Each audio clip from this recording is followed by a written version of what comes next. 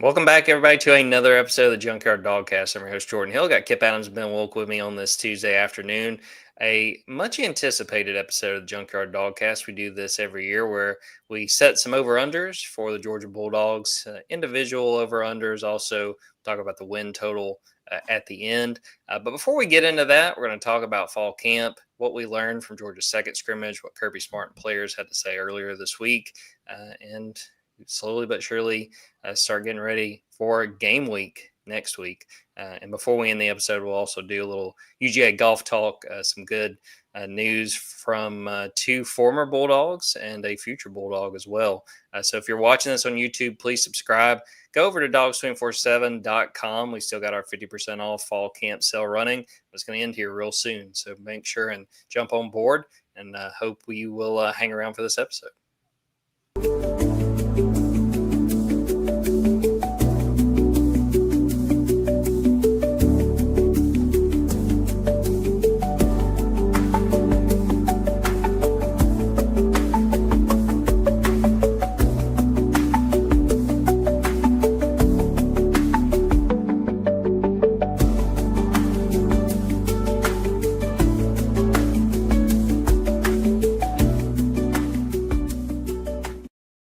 Welcome back, everybody, to another episode of the Junkyard Dawgcast. I'm your host, Jordan Hill. Got Kipp Adams and Ben Wolk with me on this Tuesday afternoon. One of the most highly anticipated episodes of the offseason, at least I think so. Our over-unders episode of the podcast will go through and look at different Bulldogs, some over-unders we've set, along with some team totals, things like that we'll take a look at a little bit later on in the episode. Additionally, we're going to talk about fall camp, what we learned during the final week of fall camp, the second scrimmage for the Bulldogs, and what stands out to us as we get ready for when we do this episode next week. It's going to be game week as Georgia gets ready for Marshall. We'll also end the conversation with a little bit of golf talk, which I know that at least one of my co-hosts are really excited to get into. But guys, let's start with the second scrimmage for Georgia. Georgia scrimmaged on Saturday, the second and final time of fall camp. I just want to kind of go over some of the stuff we learned, what stood out to us, kind of going over my notes to handle this part. It seemed like the run game was very impressive, a very productive day from a number of backs, Nate Frazier, Josh McCray. Dwight Phillips Jr. Had a long touchdown run, and I know when we talked to linebacker Justin Williams, he made sure to point out Dwight Phillips Jr. has really stood out. He was one of a few players in the clip we'll play in a little bit that he called a dog. Dwight Phillips Jr. trying to make an impression. Really impressed just overall with what the run game has looked like. And I think Georgia's feeling pretty good about what they've got to work with as far as the number of backs going into the season. Passing game continues to impress. Just looking at some of the people that have stood out, I think you could make the case that Noah Thomas might have been the MVP of fall camp. Just very consistent, made plays throughout, had another big play in that scrimmage. Seeing him make plays, Dylan Bell got involved in the run game with an end-around touchdown. Very impressive there. I think you should be feeling good about where this passing game is and what they've been able to do through this point in fall camp and getting ready for the start of the season. Some interesting notes on defense. Adrian Maddox steps up as the first team safety again in front of Ja'Cory Thomas. Chris Jones, who I wrote about on Tuesday, getting some run as the first team outside linebacker. Super interested to see what they wind up doing at outside linebacker and who they roll with and how many they roll with. I think they got a lot of options there. So, what we've learned and hearing from some other folks, Kirby Smart talked about on Tuesday that he felt like, defense didn't have quite as many wins in the second scrimmage. He talked about the heat being more of an issue, having to kind of run through, I think he said something about water in the shoes because of all the sweat, a little bit hotter than the first scrimmage. But I think on the whole, they feel good about how that second scrimmage played out. I think that for the most part, they came out of it healthy, which is really all you can ask for at this point. And one other guy I'd shout out, Ryan Montgomery. I think has had a really good first fall camp. Impressed during that scrimmage and was able to end his first fall camp on a high note. Ben, anything else that I missed, anything that stood out to you that you'd want to shout out here? Nothing that you missed, I wouldn't say, but I would just reiterate what you heard on the running backs and just the run game in general. is what I think most folks have heard coming out of the scrimmage.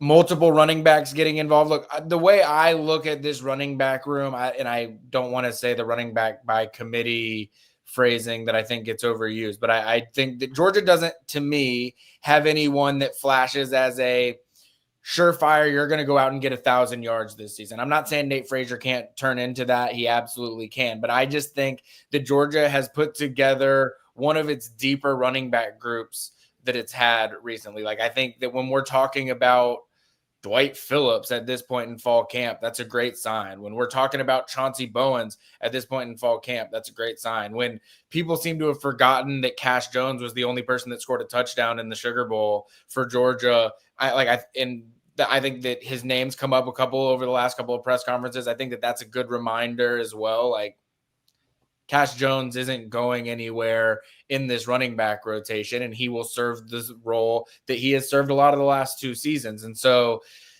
I think that Georgia has a good running back room, and I think that that showed up. Do I think that they've got the one guy that you can expect to be putting up, 175-yard games? I don't necessarily see that as an expectation you should have for any individual running back for Georgia this season. But I think that the running game proved at the scrimmage on Saturday that it is emphasizing that as an improvement that was required from last season, and that I think that that's going to show up early in the season for Georgia.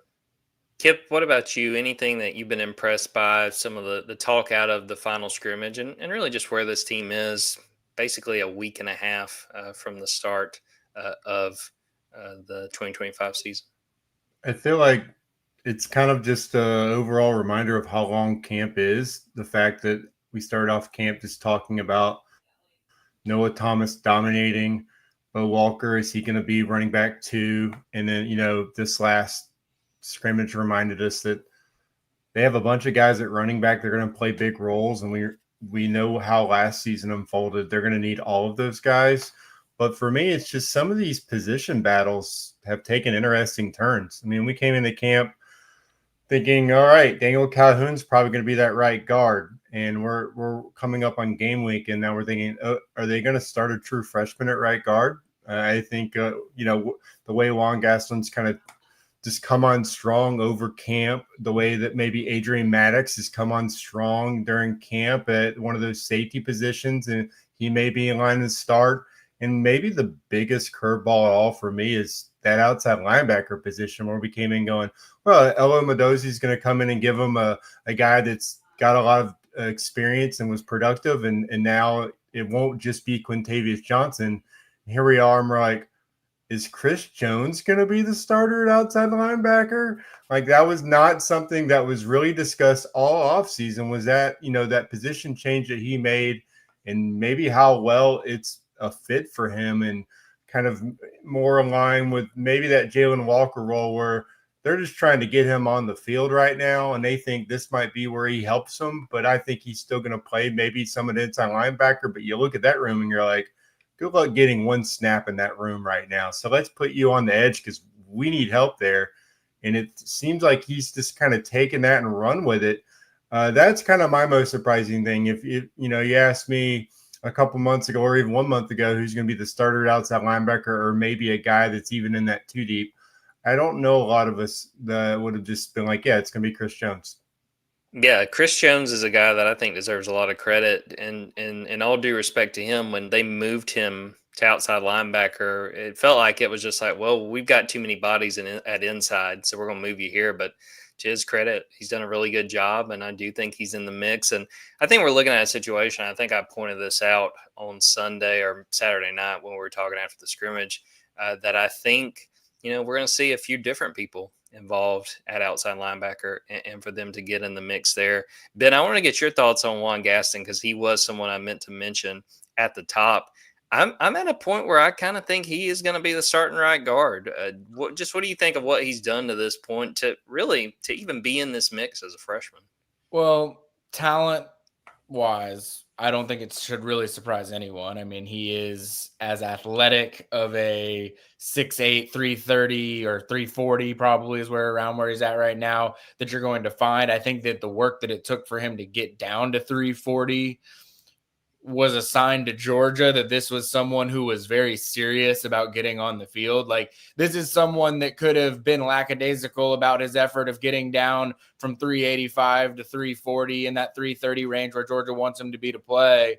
And it might have taken him a year and a half to be able to do it. I think because he was so dedicated to cutting that weight as quickly as he did and getting down to a weight where he knew that Georgia would need him to be for them to even consider playing him as a freshman, showed Georgia, like, wait a minute, if there were any questions about, freshman immaturity or anything like that, that's not going to be the case here. And so I think that Juan Gaston proved the last 8 months he's way more ready for that first year moment than maybe we would have anticipated. I will say, just from a skill set standpoint, I mean, I was told back in the spring, Ernest Green, Monroe Freeling needed to be watching their back because this is a guy that is just so freaky. He could be starting potentially as a freshman right tackle, left tackle, and probably would be if he was a lot of places other than Georgia right now where they have some established, experienced guys bookending that offensive line.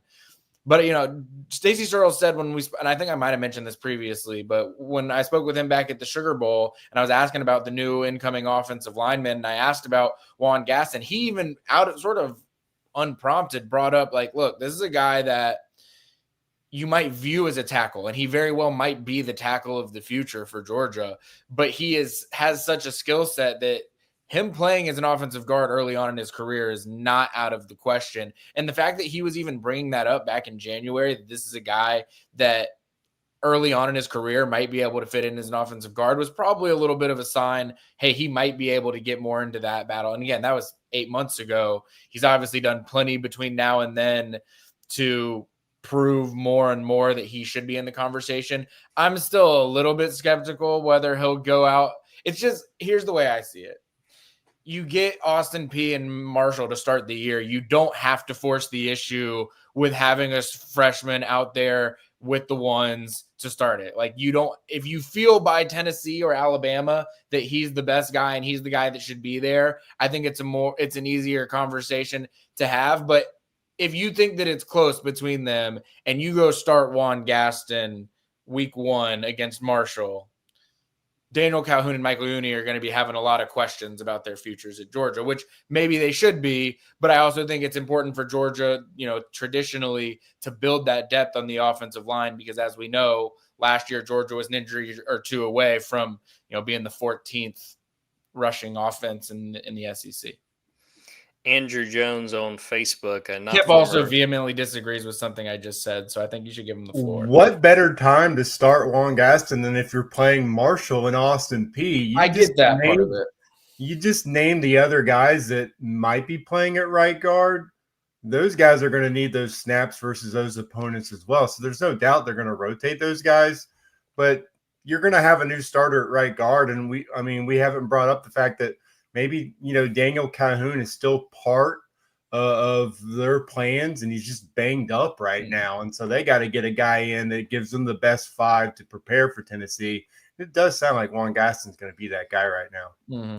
It pains me to say it, but I am with Kipp on this one. Then I say let him roll out there against a Sun Belt team and then a FCS team and see how he does. Andrew Jones on Facebook, not the former Braves outfielder, asked about Isaiah Gibson. I think Isaiah's making progress, but I don't think he's quite one of those freshmen that we're going to see instant impact. But, he was 5-star for a reason, and I would not rule him out, especially as this season goes on. I think he will be in the mix, edge rusher, defensive end, outside linebacker, wherever they feel like he fits best. All right, let's get into some of the clips from Tuesday's interviews. We had a chance to talk to Kirby Smart along with receiver London Humphreys and linebacker Justin Williams. Asked Kirby about the scrimmage. His biggest takeaways is what Kirby had to say. Yeah, I felt that the scrimmage was hot and it affected our performance as opposed to the first scrimmage. In the history of those scrimmages, it usually goes, scrimmage 1, we struggle, scrimmage 2, we get better. This was more of a scrimmage 1 was 70 degrees. It was really fast. It was really competitive. It was a really good scrimmage 1, and then scrimmage 2 was similar to past scrimmage 2s where we had some sloppiness. Guys got tired, water in the shoes, just it was hot. So they did push through. They had a really good camp. We practiced Thursday, Friday really hard leading into Saturday, so we didn't expect to have highest speeds in terms of the guys running, and that wasn't the purpose. The purpose was to get game-like situations, tackle live. We achieved those purposes, and we came out pretty unscathed injury-wise, which is big when you tackle. So we still got a ways to go. Didn't have as much success defensively in the second scrimmage as we did in the first, but we had bright spots individually, probably on both sides of the ball. Kipp, what do you make of what Kirby had to say there? Thought it was interesting. He brought up the heat, and it's kind of ironic, and I wrote about this last week, that a lot of us went into fall camp thinking, man, it's going to be miserably hot. And they've gotten a few days, but they got it. Mother Nature cut them a break. There was a lot of rain and a lot of overcast days over the course of fall camp. I think that it's a rite of passage that, you hear Kirby not feeling good right before the season started. I think this is just, year 10 of him doing this and just kind of keeping everyone level. That's the not too highs, not too lows. He doesn't want this team to think that they're peaking in fall camp. If they go to Tennessee and win big, the post-game conference will be him doing the same thing, bringing his team down and reminding them of what they have ahead of them and who they still have to play. So, and it's a little bit more difficult whenever he doesn't have the top 10, top 20 matchup to start the season. You got to motivate your team in different ways and get them prepared, especially, like I said, if you're using these games to get your younger players ready. And Kirby has admitted he's got more younger players than he may have ever had before. Then you definitely have to push these guys in any way you can. And talking to the media is one of those opportunities. So this is kind of there's probably a lot of truth in what he says because it's August and they're not tackling the way he wants them to, and that they probably will never tackle the way Kirby wants them to. But it's an ebbs and flows type of thing. And I think it's just him saying they're ready to play someone and not hit their teammates in practice. Yeah, kind of got that sense from Justin Williams talking about that. He said, that we're ready. We're ready to go out there and play a game. Ben, on the tackling front, do you have any concerns just based on what we've heard, or do you chalk up a lot of it to, like Kipp said, it's very hard to please Kirby when it comes to how an entire defense is tackling? There's no denying that last year was unacceptable from a tackling standpoint when you're talking about Georgia defenses, and it was a contributing factor as to why Georgia's defense took a step back. It wasn't the only factor, but it was definitely a contributing factor. So, is there carryover from that? Are there reasons that I don't know? I don't think that's something that I can diagnose at this point in fall camp, or I will be able to until I see it during the season. Really, I don't typically have concerns about a Kirby Smart and Glenn Schumann defense tackling well. So I would think it's sort of like how we talk about the Georgia running game to me a little bit, where it's like, if we're talking about Georgia historically and the coaches that they have in certain spots right now, you would think they would be able to run the football. You'd think they'd be able to tackle well. What we've seen the most recent iteration of that, they didn't do either of those things well. And so I don't know what to believe or what to think they should be. But I would expect in both of those areas to see Georgia improve from last season, just because it was such a poor output in both of those areas last season. Yeah, especially with tackling, I've written about it this week, and uncharacteristic is how I would describe it. You're just used to watching those defenses make sound tackle attempts, and to me, thinking about some of the Mark Richt defenses, during the Mark Richt era, I felt like there were a lot of missed tackle issues over those years, and for the most part, you didn't see that in the time that Kirby's been the head coach. If I'm remembering right, Pro Football Focus had Georgia with 121 missed tackles last year, which is far and away the most of the Kirby era. Interesting point here. Kirby was asked about quarterback, was kind of goaded into trying to, asked if he wanted to name Gunner the starter. And he basically said, no, I'm not going to give you guys something to write about. But he was asked what he wants to see from Gunner, who we all know is going to be QB1, who's going to be the starter against Marshall. That's what Kirby had to say. Decisions. make good decisions, continue to develop, understanding situational football. You know, we've made football so complicated. Some quarterbacks, I don't think they know the down and distance. Like, I don't think they actually know, do I have another down after this play, or is this my last chance to get the first down? It's just little things. Being a quarterback, understanding the game, understanding what the defense is doing. He's grown so much in regards to that. ID and protections, ID and run game. Playing quarterback is, you know, it's like being a computer. It's got a million things going on at once, and he's gotten better and better at handling those things, and that's what I want to see him do when he gets the opportunity. I don't know where you guys are on this, but my next rise and grind for Thursday is going to be about the decision making and that part of it for Gunnar Stockton. To me, just based on the small sample size we have, I think Gunnar's got the arm to play, you know, be an SEC starting quarterback. I think he's got the mobility and the decision making as far as when to run and being able to take hits to be able to play this position and to put Georgia in a position to succeed. To me, what I'm waiting on is to see the decision making, to see how often he puts a ball in a spot that, well, maybe he shouldn't have done that. And if he gets away with it, do you see those issues, you know, turning the ball over, things like that? I need to see the decision making piece of it for me to feel really, really good about Gunnar. Ben, what do you make of just the decision making piece when it comes to Gunnar Stockton and what's going to be put on him? As Kirby pointed out, every single play he's going to have a decision to make.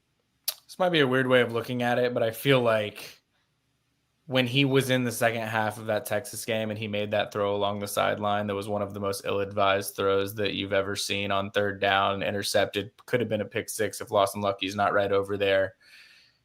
I actually think that was one of the best things that ever could have happened for Gunnar Stockton, because I think it was like a life flash before your eyes moment of like, oh my gosh, this was such a mistake, like whatever. And I'll be honest with you, just from my understanding of how he's looked in fall and spring and just what we know about Gunnar Stockton, like it is out of character for him to make, you know, an egregiously bad error like that. Like I think decision-making is an area where we're going to see Gunnar Stockton excel.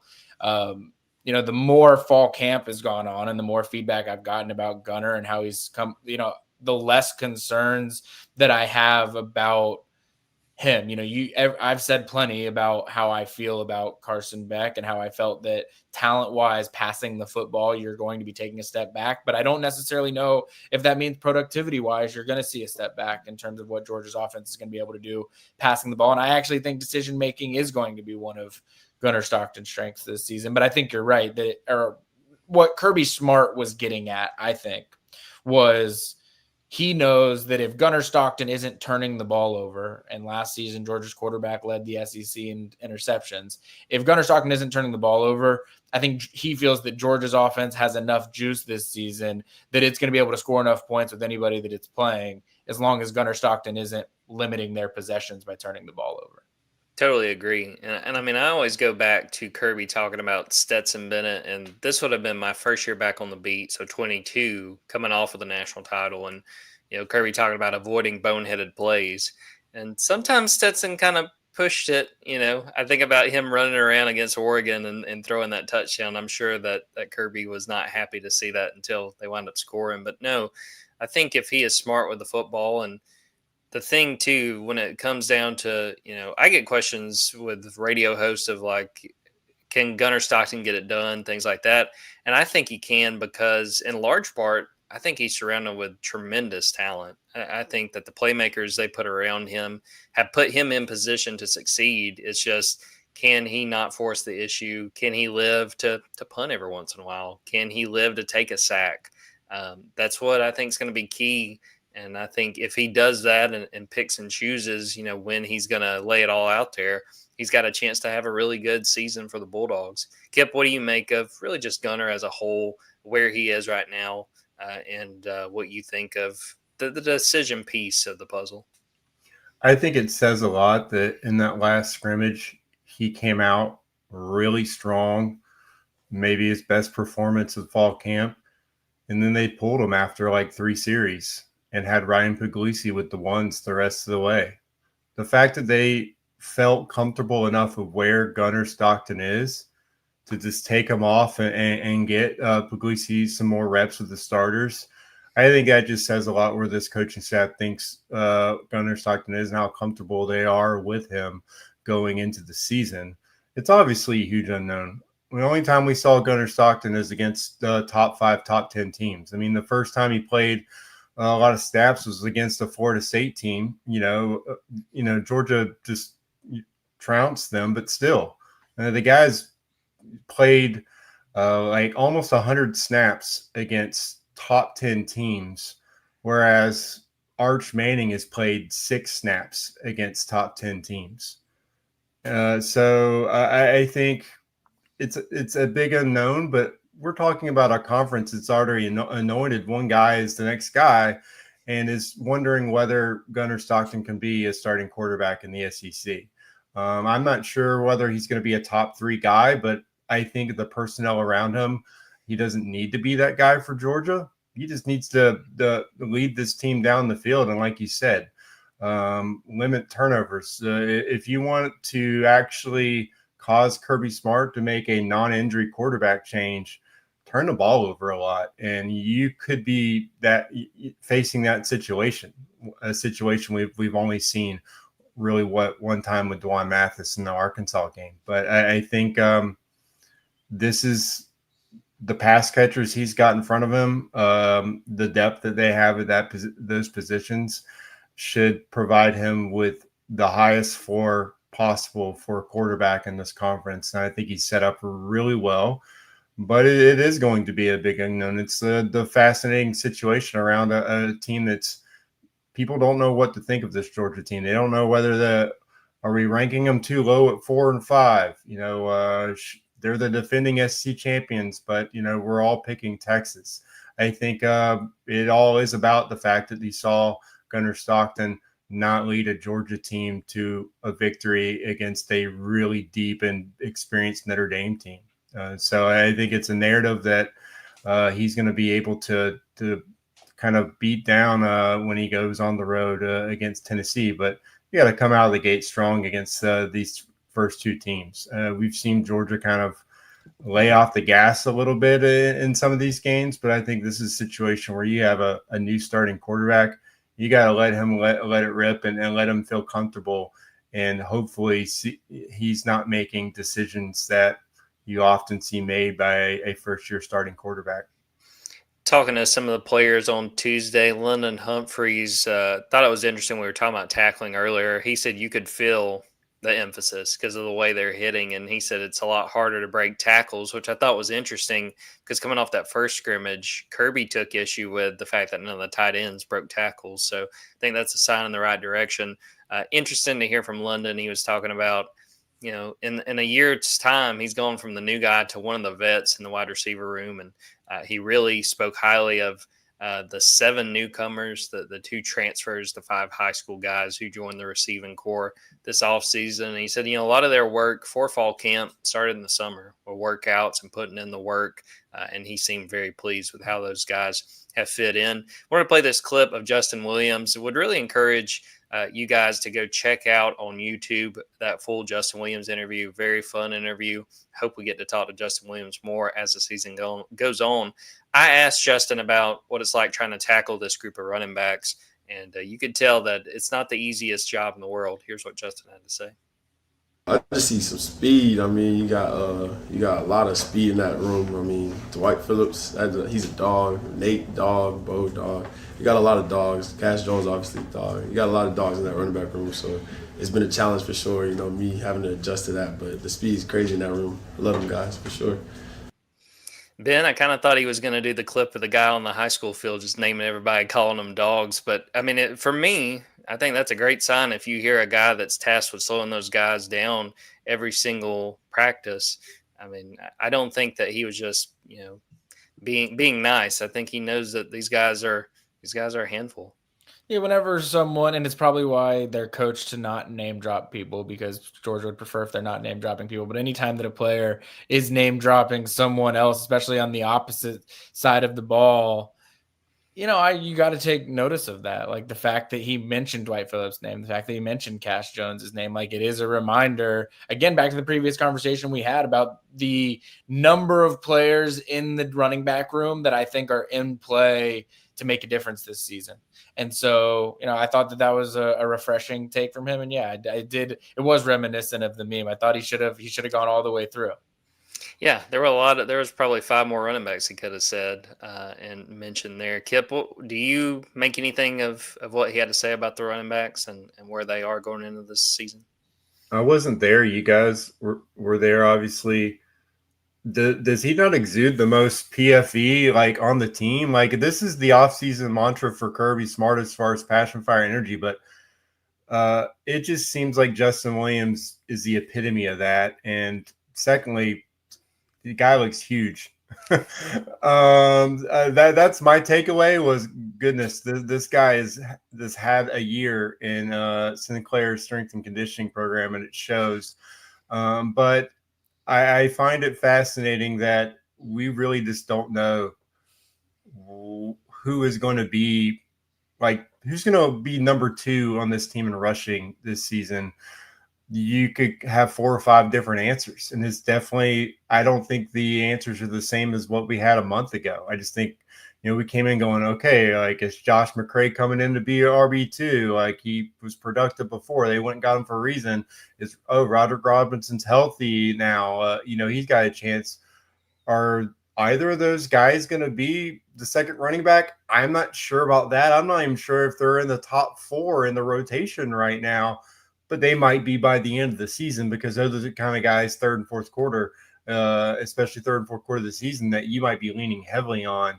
It's just a different type of guy that maybe those guys don't stand out in this practice setting like they would. You're going through 100 snaps and the defense is just worn down, and then now these guys are leaning on you.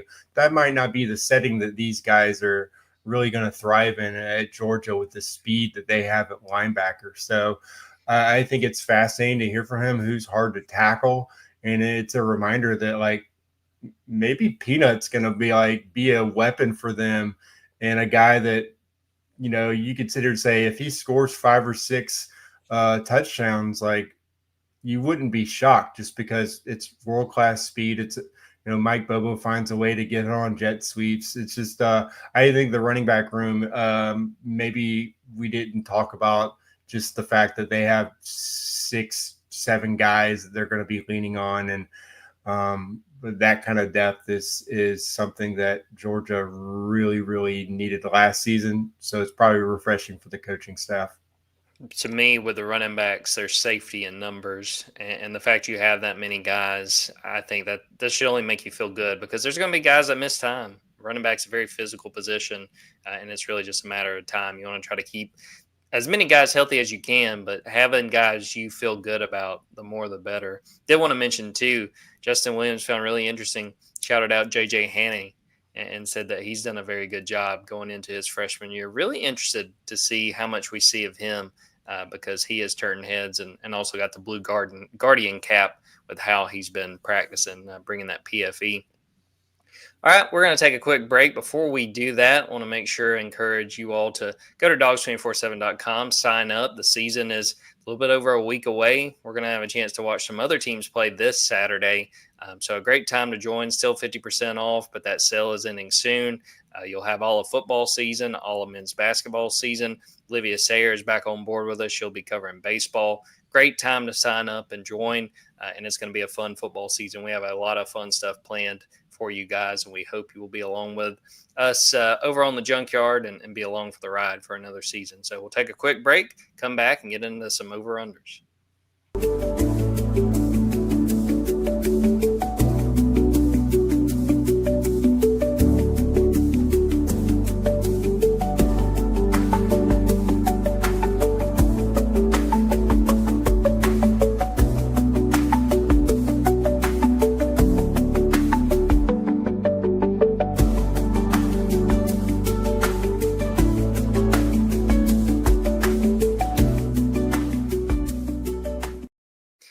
All right, guys, let's get into some over-unders. And to set this up, because I think we've gone into this episode before and then debated, okay, is this regular season? Is this the entire season? This is going to be 2025 regular season only. So keep that in mind with these numbers. Did my best to set some interesting over-unders, try to make this difficult for you guys. Now, we're going to start with Gunnar Stockton, because that's exactly where we got to start. We're going to start with passing yards. So I've got the over-under for the regular season, 12 games for Gunnar Stockton. 3,500 yards. I'm going to start with Ben. Are you going over under 3,500 passing yards for Gunnar in the regular season? I'm going to go under, slightly under. I'm sitting here. I mean, if my math is right, that's like 291 yards per game, right? Yes. I think it's doable. I think that there's a chance, just after we've said it all fall, I think there's going to be a big playability in the passing game that hasn't existed as much over the last couple of years. That there is a chance that it hits 3,500. I just think Georgia's going to run the ball a little bit better this year. I think they're going to want to hold possession a little bit more this year because I don't think the defense is going to be as dominant as it was at times. So I think that they're going to want to milk possessions, which is going to just limit the number of possessions Georgia gets and limits the number of points and yards that they're able to get. So I think he'll probably be more in like the 3,100, 3,200 range, which is still, that Georgia can win championships with Gunnar Stockton doing exactly that. I'm going to go with under as well. And just for context, last year when Georgia was so pass happy and felt like they were really airing it out, by the end of the regular season, Carson Beck had 3,429 yards. So he would have been under that 3,500 yard mark. So like Ben said, if he hit 3,500 yards, that would be just a little under 292 passing yards a game. I don't think Gunnar's going to quite get there because I think they are going to be more balanced. I think that they're going to really not be 50-50, but a lot closer to 50-50 than we saw last season with Carson Beck. So I'm going under 3,500 yards. Kipp, are you joining us, or are you going to be the lone contrarian saying he goes over? Please forgive me. Are we doing regular season only? Yes. Okay. I feel pretty safely in saying it's going to be the under. I'm not sure where we should rank Gunnar Stockton as far as SEC quarterbacks. Would we say 5th, 6th, maybe might be a good over-under where to put him? I ask that because I look at the number 4 passer in the SEC last year, Quinn Ewers. He had 248 yards a game, 14 games, 3,475 yards. And that kind of just tells me that's right around where like maybe Gunnar Stockton ends up. And I think even over the course of like 15 games, he might end up being like a 220, 225 yards per game guy because I just think that they're going to get better field position this year. He's not going to be dealing with the same things that forced Carson Beck to have to just throw the ball and they were playing from behind. They were in shootouts. He was having to throw the ball. You remember he's had to spam Arian Smith all season. I just think it's going to be a more efficient use of the field this year. So I think more in the 220 to 225 a game. I think even if he plays 15 games, he might be like right at 3,400 yards. That's kind of where I have him. So I think the under for this one's pretty safe. Ben, were you going to throw in something? I think it was when Kipp was talking about SEC ranking of where Gunnar would fall. I was going to ask what he meant, but then he sort of went on to say talking about like where he fit in from a per game passing standpoint, which I think I am in complete agreement. Like that 240 to 250 per game. Like if Gunnar's in that wheelhouse, I think Georgia should be feeling pretty good offensively. Totally agree. And I think we're all sort of on the same page where it's like, you don't need him to do more than that. And it's only going to be in real tough situations where they want him throwing a ton in a single game. All right, next Gunnar passing metric over under. Passing touchdowns, Gunnar, 23.5 touchdowns in the regular season. I'll start with you, Kipp. Over under 23.5 for Gunnar's passing touchdowns. I feel pretty safe on the over on that. These pass catchers are just too good for him not to be able to light it up. And especially, in the red zone, he's just got so many options between Noah Thomas, who I think could end up with 10 to 12 touchdown catches this year. The tight end room, I think Oscar Delp will push for that. He could have 6 to 8. And then, actually having Lawson Luckily, the freshman tight end in there as well. I just think this group, a healthy and present Colby Young, it's just too much. I feel like, I think he throws for 30 touchdowns on the season, but that might be including the postseason. I think he could very well have 27, 28 touchdowns during the regular season because I just think this group is too talented for him not to. Ben, what about you? You going over or under 23.5 touchdowns? I went back and forth on this one, and I think that I am changing what I was going to say. I was going to go under, but the more that I think about it, I think that 2 touchdowns per game in the regular season should be expected. I figure, like I've mentioned with the explosive passing game, I think, and maybe I'm wrong, and I would love to know if you guys feel this way, but I feel as though Georgia's going to have more big plays in the passing game than we've seen. I don't want to say the entire Kirby Smart era, but for most of the Kirby Smart era. And I just think that's the nature of the weapons that Gunnar Stockton has around him and what his strengths are as a passer. And so I think what I'm not considering, probably with not so much with yards, but with touchdowns, is there are going to be big plays that result in touchdowns that I'm not necessarily used to Georgia's offense looking like that. And so because of that, I just think there will be naturally some big play touchdowns that happen that I'm not even factoring into what a normal Georgia offensive drive looks like. And so, yeah, I'll go over, and I'll go over by a few. Like I'll say he'll probably end up with, 26, 27 or so. What did Carson have last year? 26,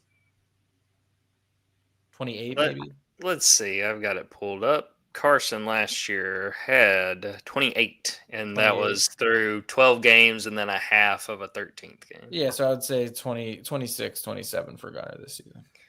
Going over as well, I have the number in my head at 26. I think that's what he'll be at. And to what Ben was pointing out, I'm with Ben as far as the explosiveness of this offense. And my thing, I feel like there's going to be a lot of situations where you see significant yards after the catch. Like, I don't know how many times we're going to see Gunnar throw the ball 60 yards in the air and someone makes a catch. But I think you can see, they're like at midfield and he hits somebody for like a 10-yard gain and they break loose and they're able to turn it into a touchdown. So I see that. And even when you talk about the red zone, I think that Georgia should feel more comfortable throwing the ball to try to score when you're in the red area.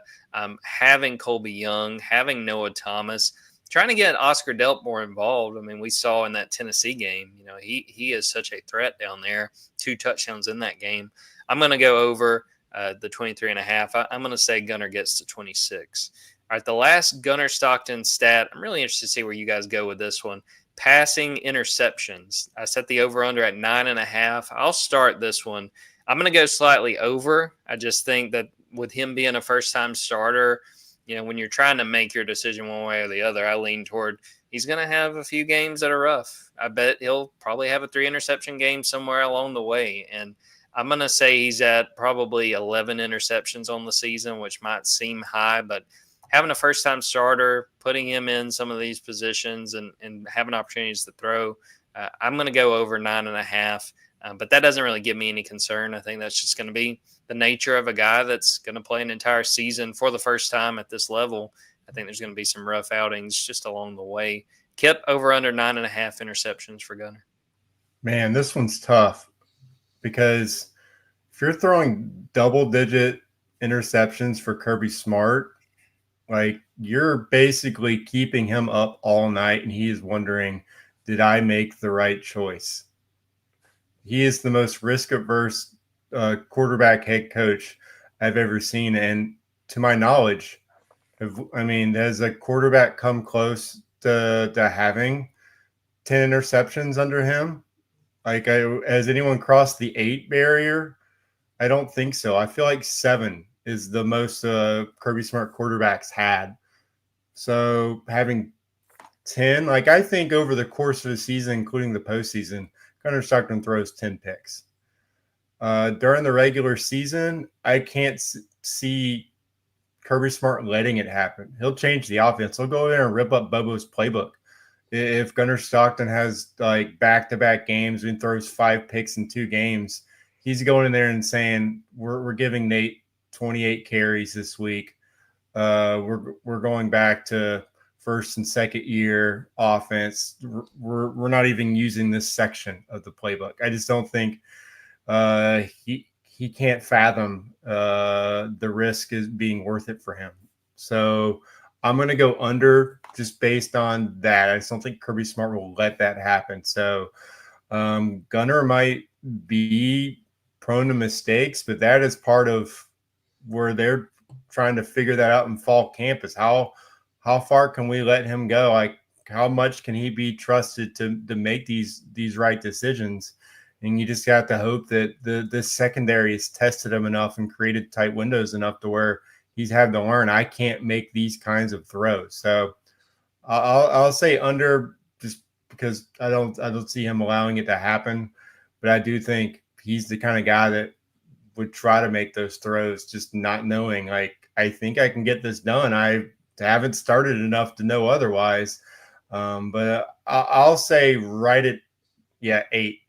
I think that's the most Kirby can allow and still be okay going into where he hopes is a game in Atlanta. How soon Kipp forgot that Carson Beck threw 12 interceptions last year. Does that change the equation at all? Yeah, because I think Mike Bobo knows if he has a quarterback doing that 2 years in a row, then he's going to have to update his LinkedIn profile. So I will stick with the under, knowing that the Heat will be in one room if you're going into the Georgia Tech game and your quarterback's thrown 10 picks on the season. It probably hasn't gone the way that you would hope it would. Ben, what about you? Over or under 9.5 interceptions in the regular season for Gunnar? I'm going to go under, and I'm going to go pretty comfortably under, I think. And the reason I say that is I agree a lot with what Kipp has to say in terms of, and where I'll say I think Carson Beck and Gunnar Stockton are different in terms of how they would be judged. One, it was Carson Beck's second year as a starter, and so they had a full sample size of what Carson Beck could be an SEC play if he was firing on all cylinders and everything was going well. And that, I think he had 6 interceptions the year before that. And so I think that they had enough of a sample size to say that they felt some of the interception stuff that Carson was going through last season was not what they should be expecting out of him. That there were differences of opinions on that, but I think Georgia's opinion was Carson Beck throwing a ton of interceptions isn't how they viewed him, what he should be or what they should be expecting of him. I also will say I think Carson Beck had sort of like a get Georgia out of the mud card where when Georgia's down 17 against Georgia Tech or down, 20 against Alabama, Carson Beck can get you out of that type of game. And this is where Carson Beck and Gunnar Stockton are different as quarterbacks. I don't think Gunnar Stockton's going to be the type of quarterback where he's dropping back on 3rd and 12 and you're going to be scoring enough points to be able to come back from 2, 3, 4 touchdowns down. Carson Beck had some of that in him, which I think Georgia had to accept. Look, he might throw some bad interceptions that get us in trouble, but he's really all we've got that's going to be able to get us out of that trouble as well. I think that's how Georgia approached a lot of last season with him. I think that if Gunnar Stockton starts throwing a lot of interceptions, he's not going to be able to get Georgia out of trouble in the same way. And I don't even necessarily know that Georgia will be convicted in him being the guy moving forward. And so I think either he throws some interceptions or too many interceptions early and Georgia pivots, which I don't think will allow him to get to the 9.5 interceptions, or he plays the way that I think I expect him to play, where he throws 25, 26 touchdowns, maybe 6 or 7 picks.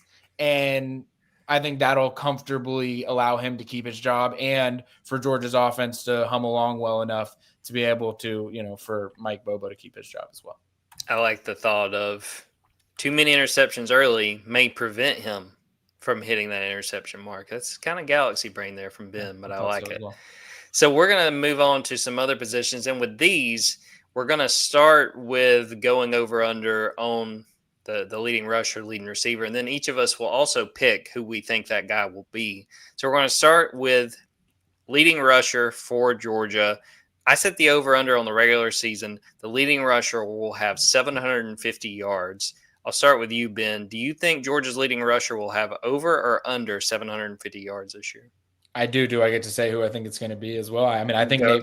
Nate Frazier will be in the 800 to 900 yard range. I think I alluded to it earlier. Like, I don't necessarily see him as this surefire, going to have 1,200, 1,500 yard type of running back that we've seen from Georgia in the past. And I think we've said enough about all the other bodies that Georgia has in the running back room to help explain why Georgia doesn't need Nate Frazier to be that.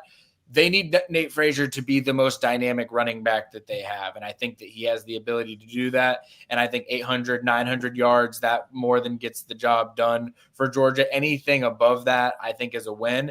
But I think, over 750 is what I would say Nate Frazier needs to do to assert himself as the guy at running back this season.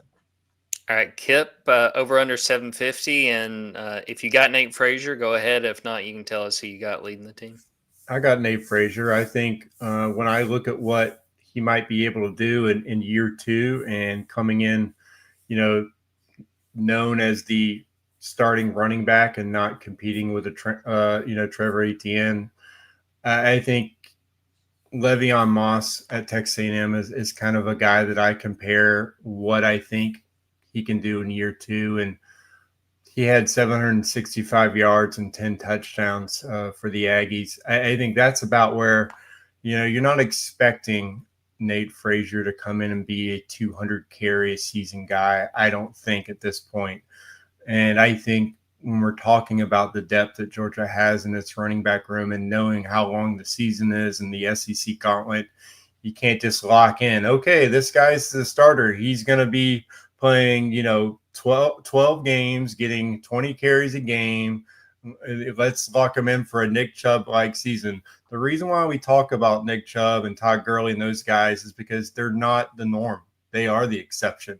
These guys don't come along very often. It's why you still have guys like that in the NFL. Like why even Saquon Barkley and Derrick Henry are still the best running backs in the NFL because those guys don't come around often at all. So I think for the right expectations, knowing that anything can happen, 120 carries, the high 700s, pushing towards 800 yards, and double-digit touchdowns, because I think he's going to have a lot of opportunities to break off big plays, is a good expectation for Georgia's starting running back this season. I think Nate Frazier is up for that task.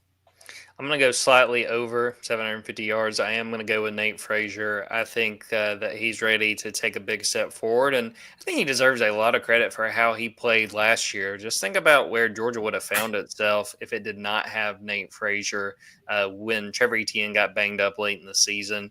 He's the walk-off winner of that 8 overtime game against Georgia Tech. I think if he holds on to the football a little more consistently, we're going to be talking about one of the top SEC backs in this 2025 season. Before we go to the next one, because Kipp brought this up earlier, this is just kind of rapid fire. Who do you guys think will be Georgia's second leading back as far as rushing yards? I'll go first.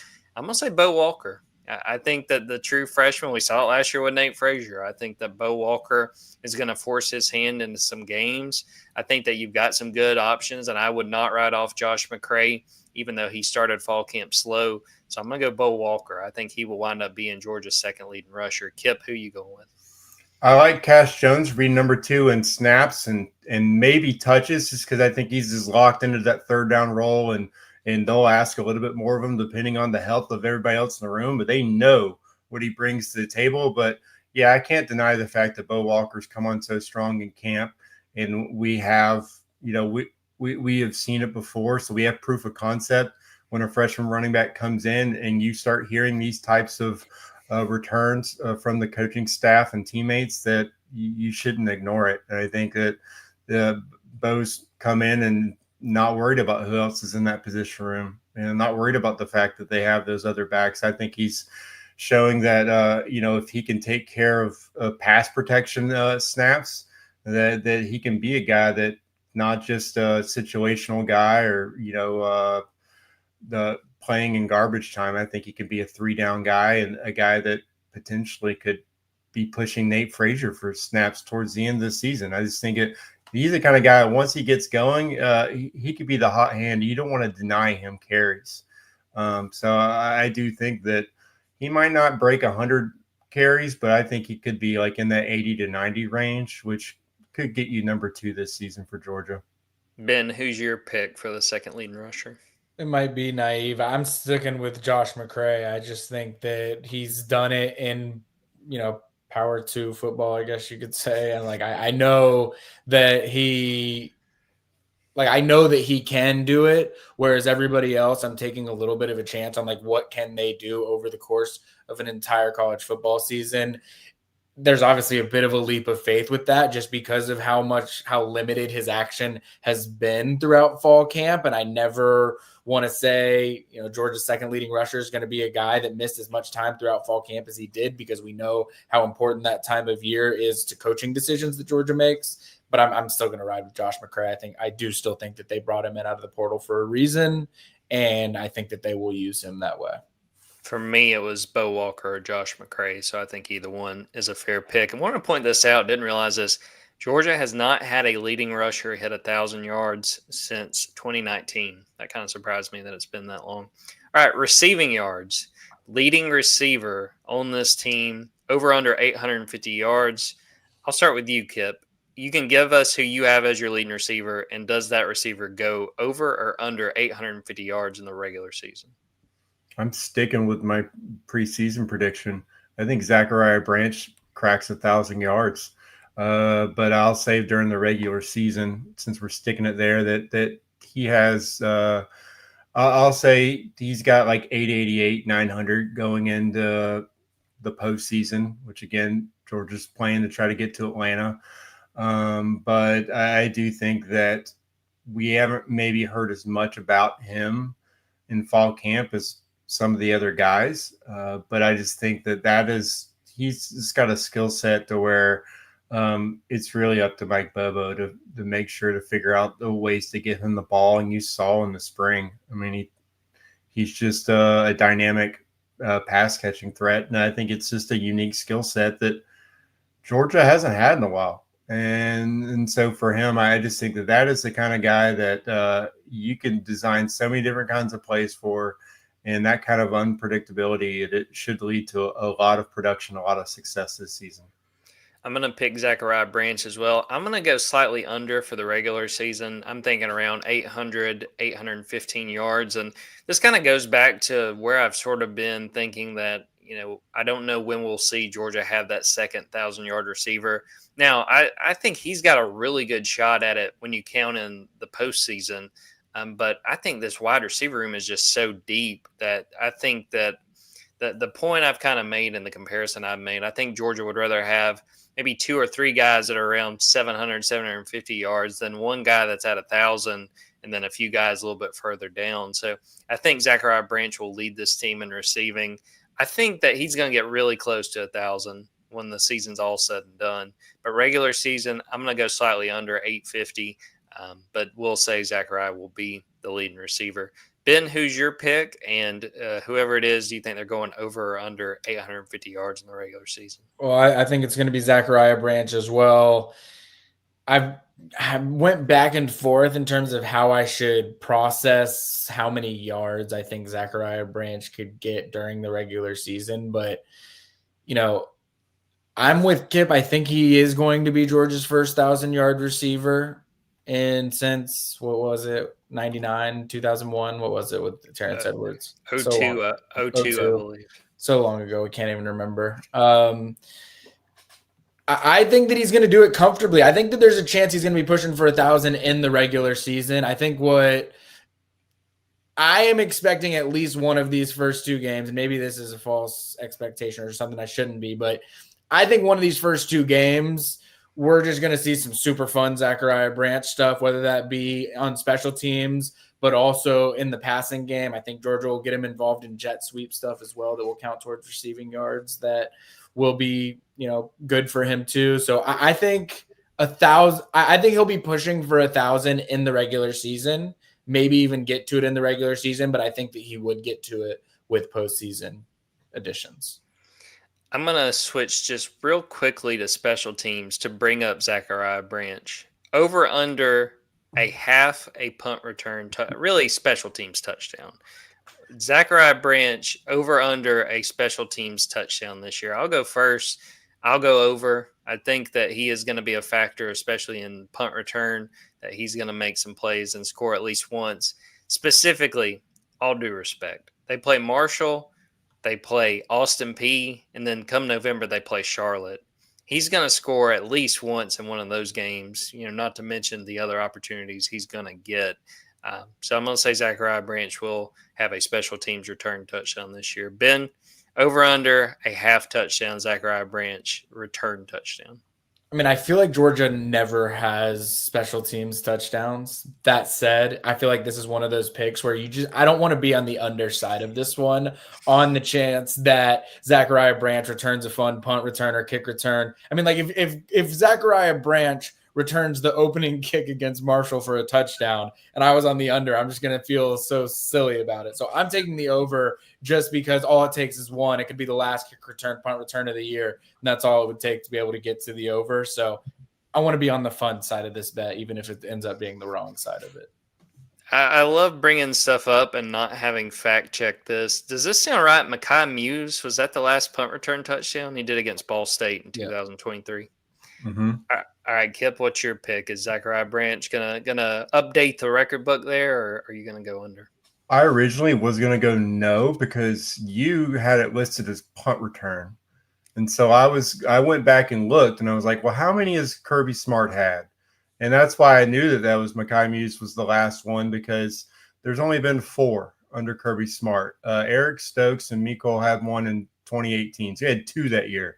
And Isaiah McKenzie had one the first year. Technically, Zamir White had one in 2021 because it's a block punt in the end zone. It technically counts as a return because they don't know where else to put it, So I was going to say the under because the odds are no, but at the same time, like, that is Zachariah Branch's skill set. The man was a freshman All-American because of that. So it makes sense. I don't know if I agree with you that it would be like the first couple of games as far as a return, because like Kirby would be like, why do we even have to do that? Like, this isn't a situation where I'm asking these guys to do anything except down the football. But they're gonna, with this schedule, they're gonna have to get some hitting yards somewhere.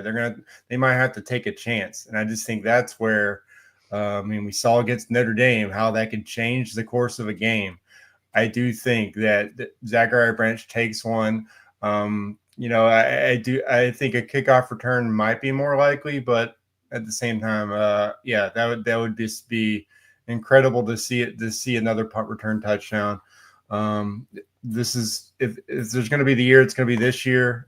So I'll go with yes. I think it is more fun to say that they're going to have one. It's one of the most fun things in sports. All right, switching over to defense. Over under 65 tackles for the team leader. So I'm going to start with you, Ben. Give us who your pick is, and then over under 65 tackles in the regular season. Well, he was second last year to only Malachi Stark, so I feel like the logical pick is CJ Allen on this one. I think he had 76 last year, so I think it's safe to pick over 65 tackles. We've talked about it a bunch throughout the year, the thinness of the defensive line.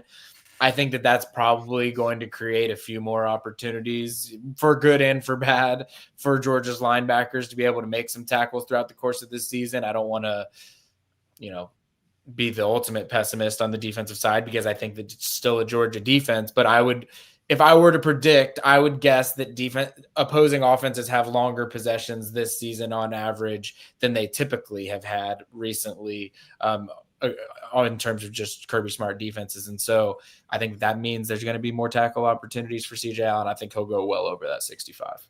I'm exactly with you, CJ Allen, and over. I think he's got an opportunity to prove himself. And, I think he will be one of the guys that we're talking about in December, January, who has a real chance to go pro, and I think he's going to have a fantastic season.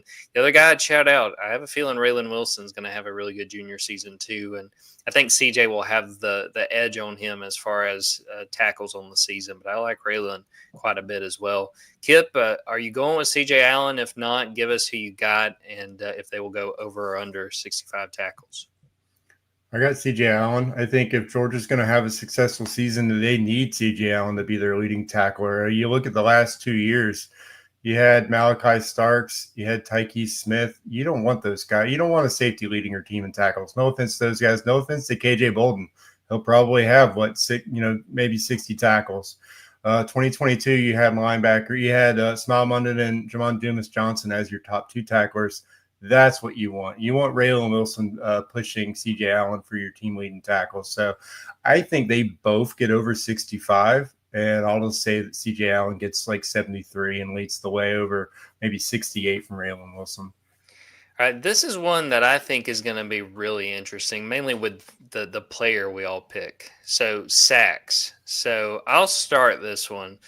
I'm going to say that Chris Cole leads the team in sacks. I think that as much as they don't really want to talk about it, I think he's kind of the Jalen Walker where they'll use him in pass rush situations, also let him play some inside linebacker.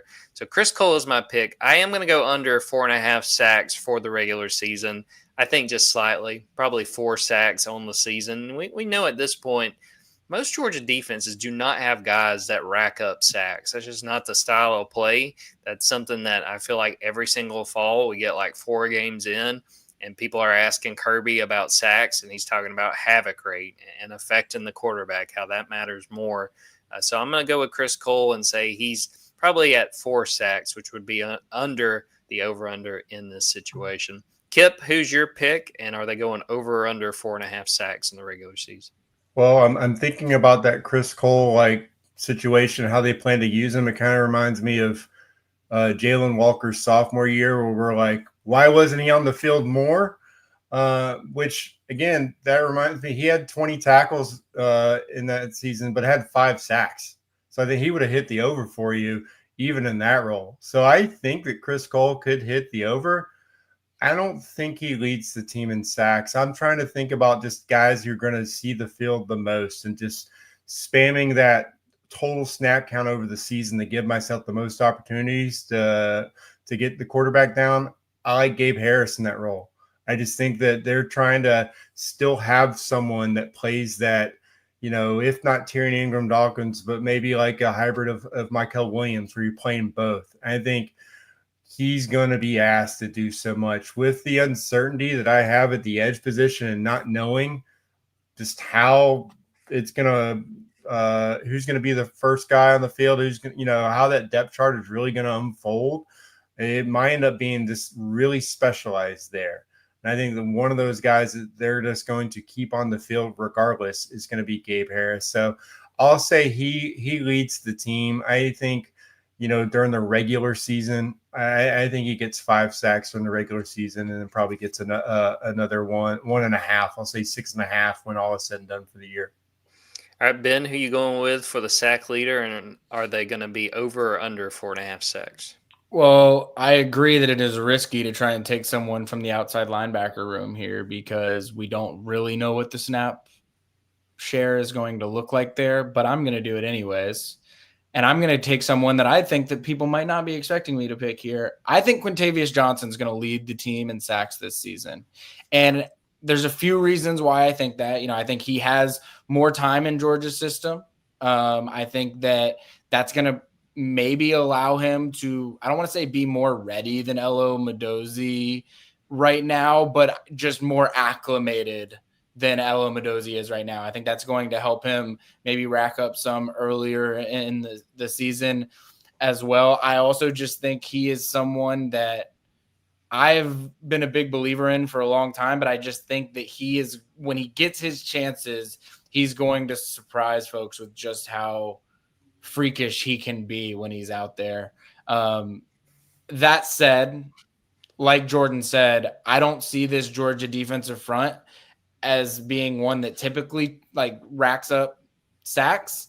And I don't think that I view this as one of Georgia's best pass rushing units that it has along the defensive front. So I think that you're going to get, Christian Miller will have a couple sacks here and there. I think Jordan Hall might have a sack here and there. You look at Joseph Jonah Ajonye, maybe some of the freshmen, Gabe Harris, Elo Mendoza. I think that Quindavious Johnson finishes with, 3.5, 4 sacks and will be the team leader just under that. I think that when you line it up as a team, it'll probably be a greater volume of people that were contributing to the snap percentage than normal, just because I don't think that anyone is going to have as many. And I just think as a team, they're probably not going to have as many sacks this season either.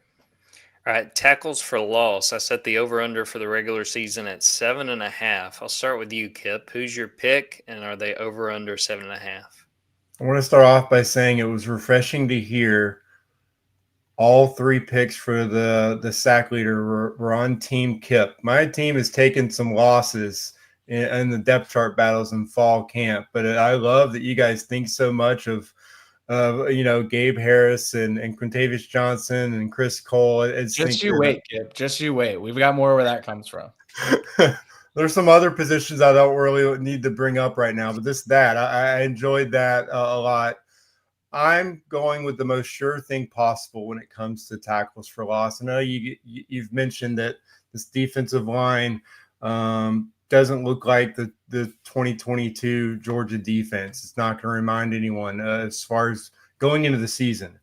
But if I'm picking the most sure thing as far as guys making tackles in the backfield, I think Christian Miller's that guy.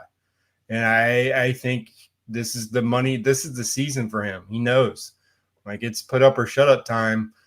Stay healthy, make your impact known. And I think he does that. I think that, he gets, regular season, I'll go slightly under. I'll just say that he ends up with 7 tackles for a loss during the regular season. I think that would be a huge win for a Georgia defensive lineman to have that. I mean, if he ends up with 7 in 12 games, I think Georgia should feel really good about how its defense is playing, because that's making an impact at a position that hasn't really had that kind of an impact the last couple of seasons. So I do think he will be the sure thing in a very young defensive line that's got a lot of talent, but just might be a little bit, early on in the season, might not be able to make the impact they need. I'm right where Kipp is there. I got Christian Miller. I'm also going under, partly because when you look at the defensive line, the fact that they're as young as they are, I think that Christian Miller is going to experience a lot of double teams. I think you're going to have a lot of game plans against Georgia where they say, look, we're taking 52 out of this, and they're going to have some other people step up and be able to bring that pressure. So I think he's going to be very productive. But when you talk about the regular season, I think he'll be probably around 6 tackles for loss, 5.5, 6 tackles for loss. Ben, do you agree, disagree with us? And if you got someone else, are they going over or under 7.5 tackles for loss? Well, I don't know if I disagree with you guys, but I am making a slightly different pick from you all. And I feel like I'm probably thinking about this the wrong way now that I've listened to you all go through it. But I'm thinking a lot like you were with sacks, Jordan. I think Chris Cole is going to get on the field on 3rd down a lot. I think that there will be a lot of opportunities for him to get in the backfield. Could that be more third down, more sacks than tackles for loss?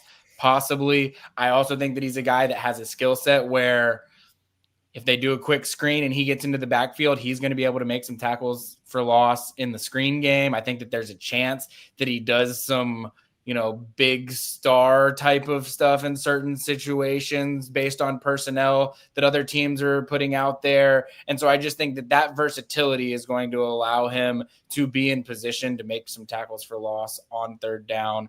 And then also think that he would just steal some on early downs as well. Where I'm more debating is 7.5. Like, is it too aggressive to say that I think he'll go over there? It probably is a little bit aggressive to think that he would go over there. So I'll say a shade under that 7.5. But I really do think Chris Cole will be flirting with it this season. All right, last defensive category, interceptions over under 2.5. I'll start this one, and my pick will be Dalen Everett. I think that even though he is that proven corner, he's a guy that I think is able to bring in those interceptions and that he'll take advantage of opportunities. I'm going to go slightly over. I'll say 3 in the regular season. In the last few years, Georgia has not had a ton of interceptions. They've not created a ton of turnovers on the whole. But I like Dalen Everett. I think that, for me, I was between Dalen and KJ Bolden. But the fact that other safety spot, we don't really know, how that's going to play out. And whoever wins that job, how they're going to play, I kind of think defenses are going to do their best to just not throw wherever KJ is. So giving Dalen the edge, saying he goes slightly over 2.5 interceptions. Kipp, who is your pick, and are they going over under 2.5? I love that you ended with that because I'm going KJ Bolden because I feel the same way about Dalen Everett. They're going to say, okay, he's there. Oh, they're rotating guys at that spot. Let's test these young kids a little bit more. But I think you can't do both, and I don't think Georgia's going to let them do both. To say, oh, here's Dalen, where's KJ? You're not going to be able. That's half the field. You're not going to be able to do that. And so I think he's going to roam the field. And yeah, I mean, we've seen what Georgia's safeties can do. They often lead Georgia in interceptions. I think he could have that kind of Chris Smith type season where he has 5 picks on the season. I don't regular season. I don't know, man. They're you could just have one of those 2-pick games and then boom, you've hit the over. So I'll walk back the 5 a little bit, and I'll say that during the regular season he has 3, and then maybe has 2 in the postseason for an All-American like season. I think as a sophomore he's set up as well as any Georgia safety is to be that kind of playmaker for Georgia's defense. The fact that they're already leaning on him is one of the top 2 guys on the defense basically just says a lot about what they think about him and what Kirby Smart thinks about him. All right, Ben, who is your pick for the interception leader, and do they go over or under 2.5 interceptions in the regular season? I've been looking forward to this one because this is my shocker of the episode. I'm going to go over, and I'm going to go with Ellis Robinson. This might surprise some folks. I think that Ellis Robinson, whether it is in first team role or second team role or in some early game action, I don't know. I think that he is the best on-ball playmaker that Georgia has in the secondary. And I think that includes Dalen Everett, who I was a strong supporter of Dalen Everett when he was going, through it 2 years ago, and people were, jumping to some conclusions about Dalen Everett too early. I think that there's some of that as well happening, on the reverse direction where it's am I expecting Dalen Everett to be a guy that's, having multiple interceptions in Texas games?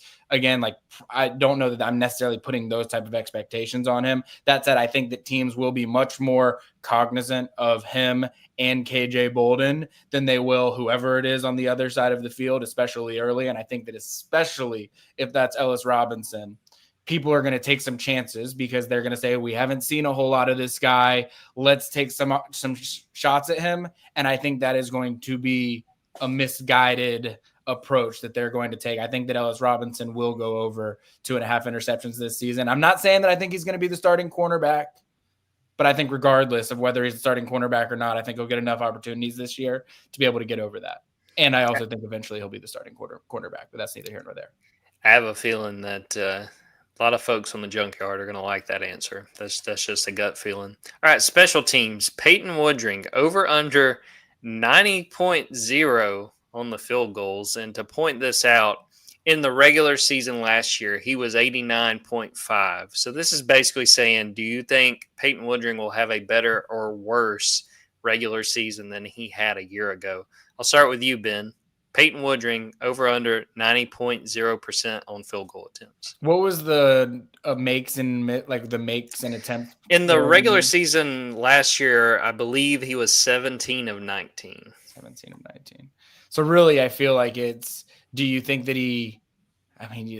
I don't know. This one, I haven't even known how to do the math to try and figure out what I should be thinking here. I'm just going to go over because I think Peyton Woodring's awesome. And so I'm just going to bet on Peyton Woodring and say I think that he's going to make almost all of his field goal attempts this season. And I don't know if I think Georgia will have more or less than 15, and I think that probably changes the way you have to think of it. Like if Georgia's only going to have 15 field goal attempts this year, that probably changes it a little bit, though I'm trying to do the math on the fly, not well. So I think he'd have to have less than 10 field goal attempts for him to have, like, as long as he only misses one field goal this year and Georgia attempts more than 10 field goals, he'll be over that 90%. So I'll bet on that. Without having to do all that math mumbo jumbo, I'll just say he goes over. I think that he legitimately will have a chance to win the Luke Rosa. I think that Peyton Woodring has become such a reliable kicker, and when they trot him out there, more often than not, it's an automatic 3 points. You got some thoughts there, Ben? Well, now you have me thinking. It's like I think you're right, and I think that when you've got a kicker that you want to try and win the Luke Rosa, then you try and take a shot in a situation you maybe shouldn't at like 57 yards, and it's like he misses it, but it doesn't penalize you in the Luke Rosa, but it does affect your field goal percentage for this exercise. So I'm going to stay with the over, but now you've almost talked me into going the other way. If he misses a field goal this year, just listen real close. You'll hear Ben screaming from the press box. Kipp, what's your pick? Over under 90.0% for Peyton. So if he misses 2, he's got to make 19. Correct. That's Or the math. He's got to make. Because that would be 90.1, right? Yeah, and they've got to attempt at least 21 field goals if he's going to miss 2. I like it. I think he goes over. I mean, listen, if you're not going to go for it, then what's the point? And I just think that I don't think he's being talked about enough. Even as an All-American, he just got named All-American. I just think the fact when you're looking at kickers in the SEC, like when we were doing the All SEC votes at media days, I'm just like, people aren't talking about Peyton Woodring enough. Like this, I mean, to go 21-23 last year, that's outstanding. I just think that he can do that again. And I think that Kirby Smart knows what he has in him. He knows when to use him, when not to use him. I think he's set up for success. And even that freshman year, I mean, after like he got those jitters out of the way, he went on a freaking run towards the end of the season. And really, they're not playing, in Atlanta if not for Peyton Woodring. So I think he's one of, if like not the most dependable player on this Georgia team right now. You can lock him in. So I think he ends up at 91%, whatever. He matches what he does and he did last season, but he does it in the regular season. And I think he's a finalist for the Luke Rosa Award. All right, the last of the special teams, Brett Thorson, over under 45.0 yards per punt. 45.0 was right around what he had his freshman year. He's coming off of this injury. Ben, over under 45.0 for Brett Thorson. I'll go over. He did it in 2 of his 3 seasons. He was over 45 yards per punt. So I'll say that he'll go over, and I'll go a step further. I'll say I think Drew Miller goes over 45 yards per punt this season as well. Kipp, where are you going with Brett? 45.0 over or under? I like the team going over, maybe more than I feel confident on Brett. I don't know how punters come off this type of injury. Like, I just don't know what to compare this to. And not really an injury that we've even seen. And it's still just ridiculous to remember how that unfolded for him. So you hear Kirby Smart, they feel, good with where he's at, but that's kind of injury talk. You just can't really know for sure where he's at. If he punts for Georgia this season, I think that means that they feel he's comfortable enough because, like has been said, like I think Drew Miller is set up to go over 45. If Brett Thorson is punting for Georgia, then they feel more comfortable with him than they do like with Drew Miller right now, then he's going to go over 45 as well. I just don't think if his leg's not there, they're not putting him out there because they don't need to, because they have another number 1 punter in the country. They got the best punter depth in the country. I like the over just based on the fact that if he's on the field, that he's going over 45. I'm going to go slightly under, and I think that part of my calculation is I think Georgia's going to punt fewer times than they did last year, and I think that there's going to be situations where Brett's brought in to kind of pin teams deep, not necessarily just, punting the heck out of the ball and covering what was that punt against Tennessee his freshman year? So I think he goes slightly under, but I think it is a successful return from injury, and I think we'll see a good bit of Brett Thorson and some of Drew Miller this year as well.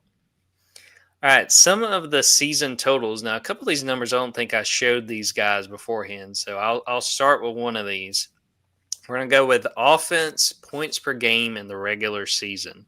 The over-under is 34.5.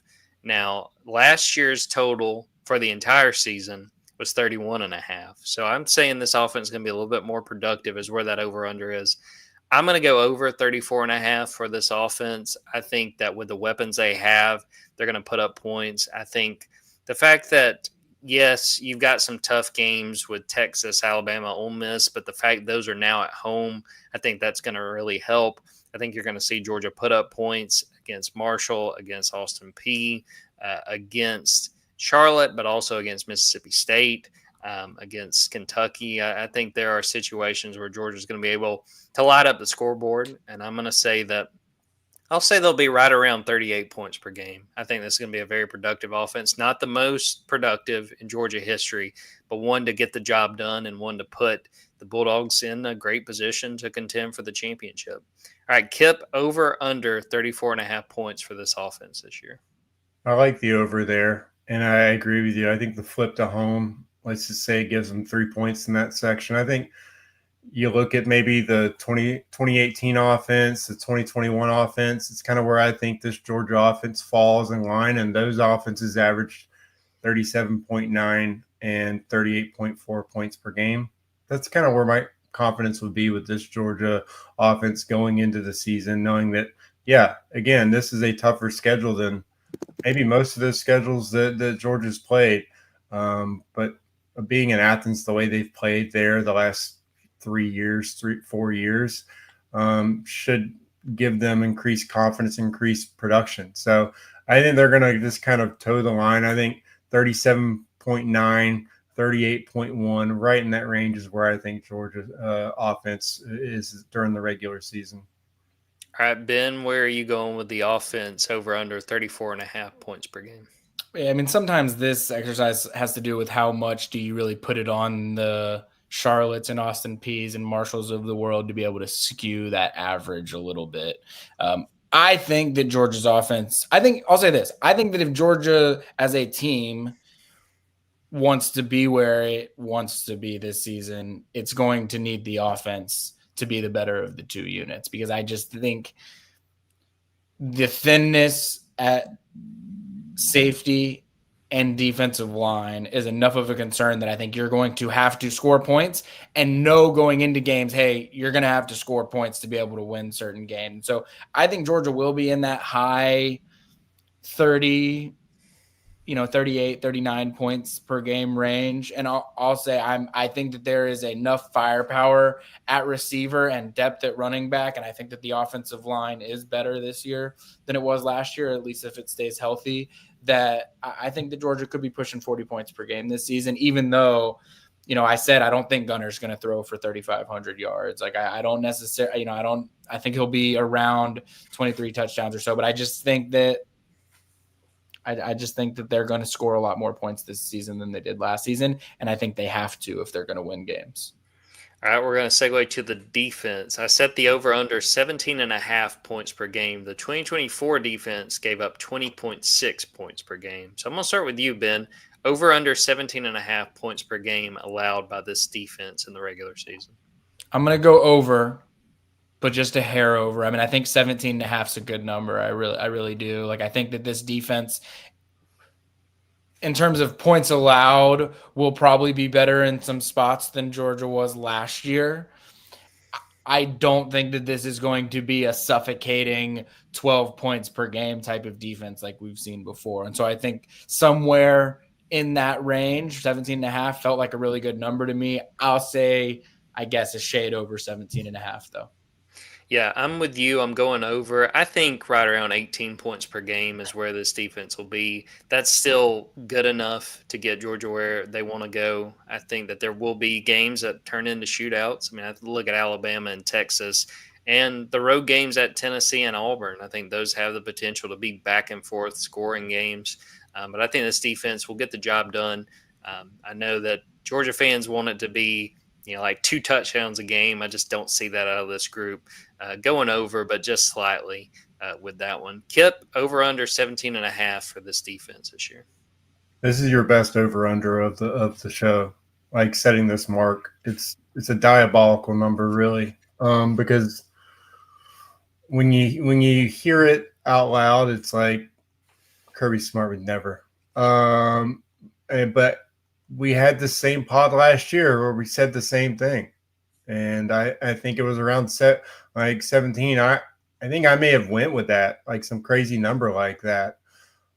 I think that you still have that trickle down effect by this offense not laying eggs and putting its defense in the worst situations possible, with a defense that, again, they're asking them to get better at tackling and not give up the garbage yards and havoc plays.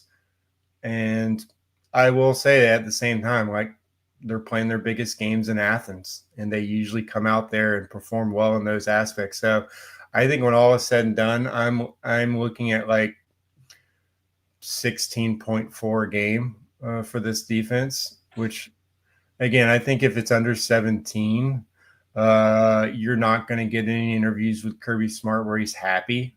But at the same time, like, he usually goes the opposite, so he'll probably defend the team the whole time. But I think maybe those days might be gone. You might not be seeing like 10, 13 points per game allowed by the defense, because you're not going to have that depth anymore. I think, 15 might be an unachievable goal at this point. And 17.5 might just be the norm. So I think if they get under that, I think it's a success story for this Georgia defense.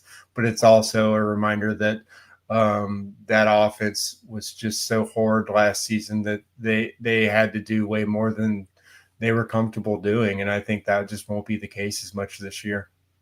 All right, last but not least, regular season win total. Now, the Vegas numbers have Georgia at 9.5, but I tweaked that a little bit. We got 10.5 over under Georgia wins in the regular season. I won't go with Kipp first. Are you going over under 10.5 in the regular season for the Bulldogs? It is so easy to sit here and say, just lock them in for another 10-2. And I look at the schedule, and there's just so many games where it's not just, you can't even call them, there's no trap games or trip up games. These are just games where either team could theoretically win because they're really that good. But I look at the schedule, I look at the teams on paper. I think that, again, Texas and Ole Miss, I think Georgia's built better looking at the rosters they have coming back to beat both of those teams.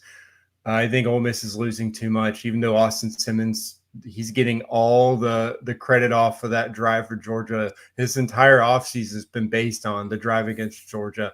I don't see him sustaining that over the course of a game or even a season. And then Alabama is just you got to do it sometime. Like, is it going to be this year?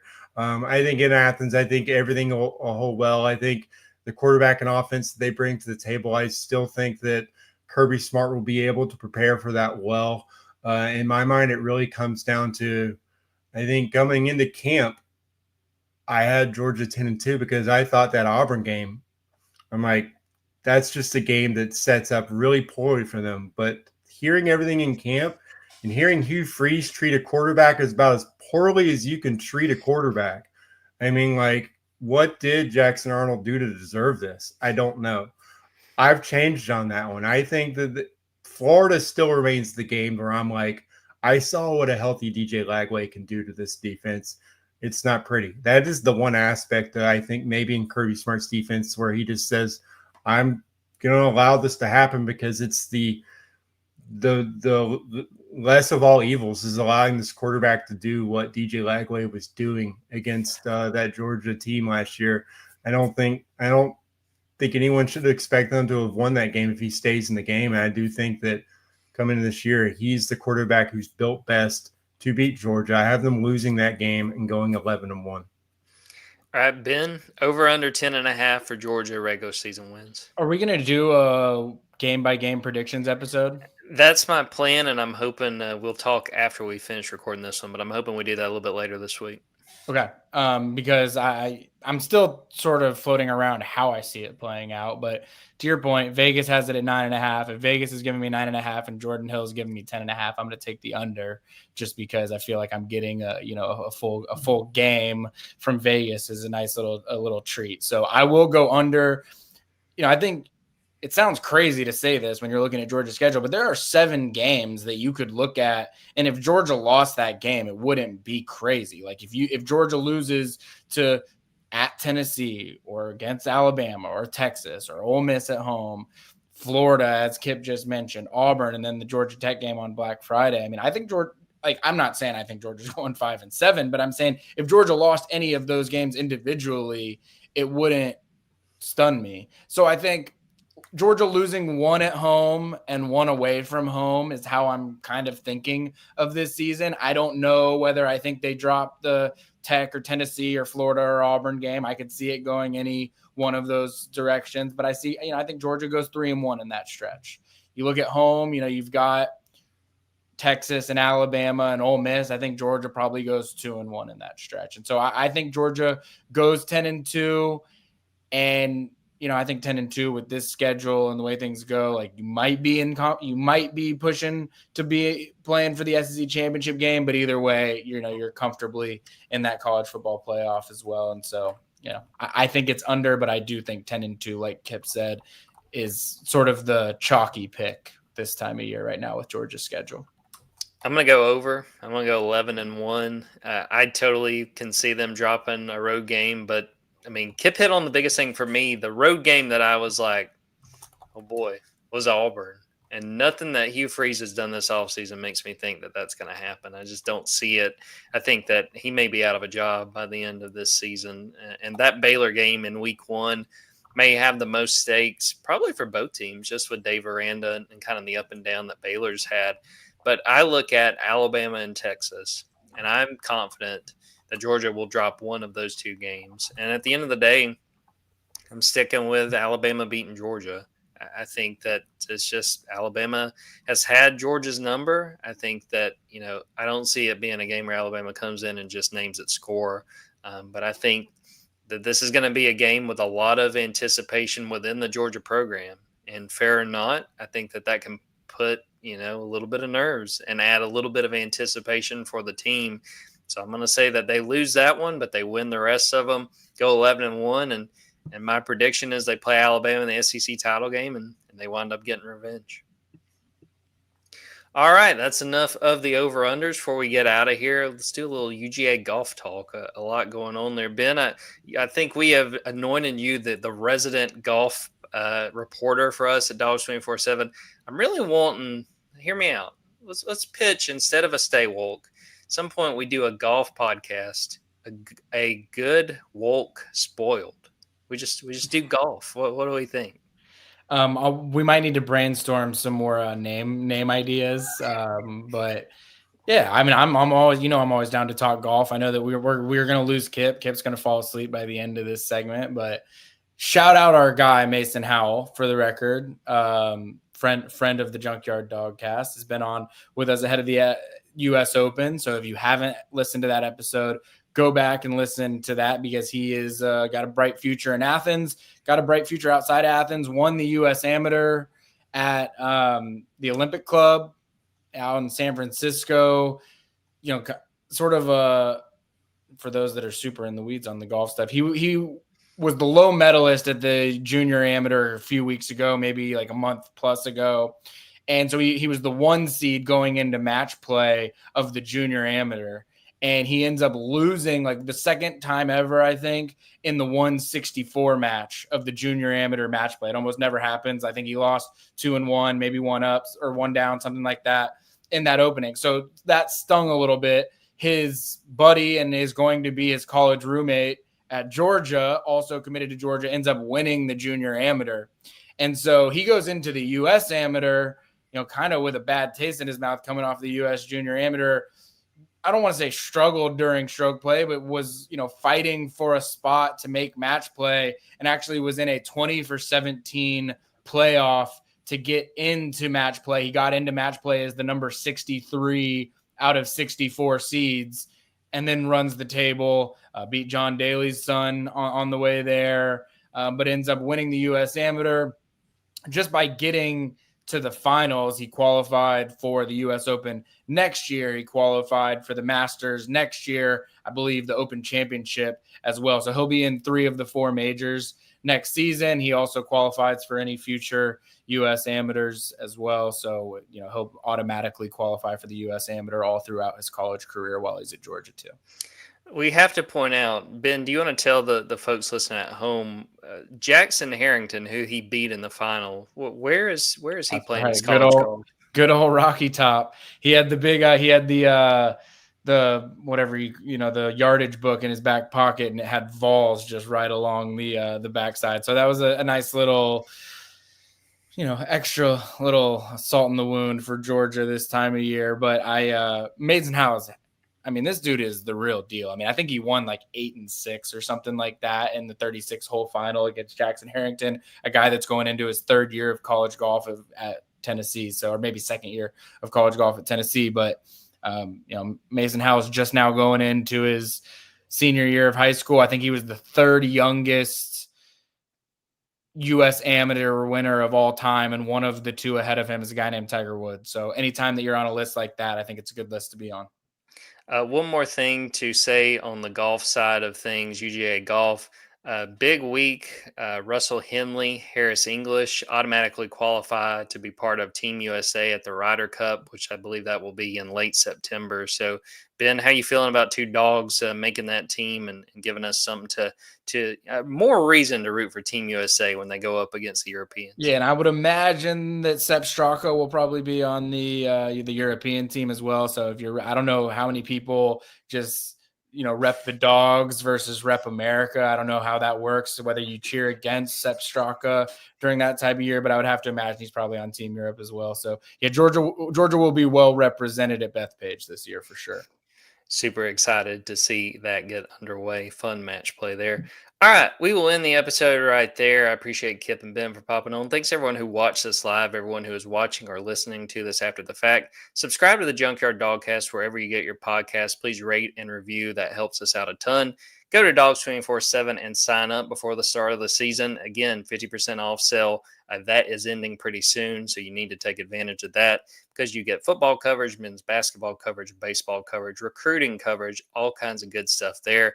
Go to our YouTube, Dogs 24/7. Go to our TikTok as well. Had some good stuff there in the last few days. So we will end the episode right there. For Kipp Adams and Ben Wolk, I'm Jordan Hill. Until next time, take care, everybody.